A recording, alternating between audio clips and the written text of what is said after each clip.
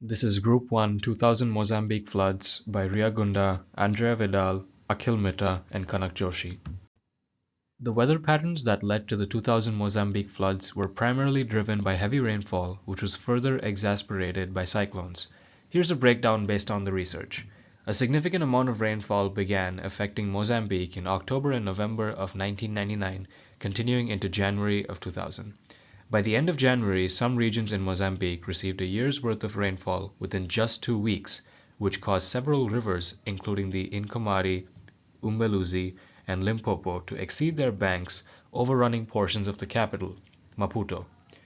The catastrophic flooding was majorly caused by Cyclone Leon Helene, which caused heavy rainfall that lasted for 4 weeks, leading to severe flooding. This cyclone wasn't the only one.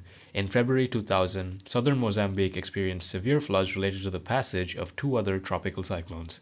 The extensive precipitation was the primary driver of the flooding, with no mention of snowmelt, wind, or sea-related factors contributing to the event. Seasonal flooding often occurs during the rainy season, which occurs annually typically from November to April, and is largely influenced by La Nina and the Intertropical Convergence Zone.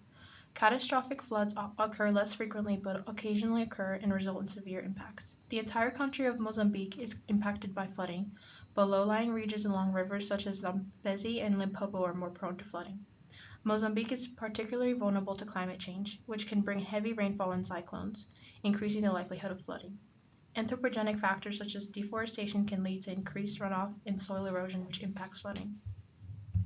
Mozambique has seen significant social and economic repercussions as a result of the floods. 1.9 million people have been impacted by the floods. This includes those who have suffered additional negative effects from the floods, such as losing their employment or having to move out of their houses. The economy has suffered greatly as a result of the floods, and reconstruction will be expensive. Both water infrastructure and water supplies have been harmed by the floods. This has led to water shortages and infections spread by contaminated water. Some mitigation strategies include levees and dams along the coastlines, sandbags and other flood barriers like inflatable flood barriers that can be placed and removed whenever needed. Zoning laws to restrict construction near flood-prone zones, building regulations to force builders to use strong flood-resistant materials are also common ways to reduce damage.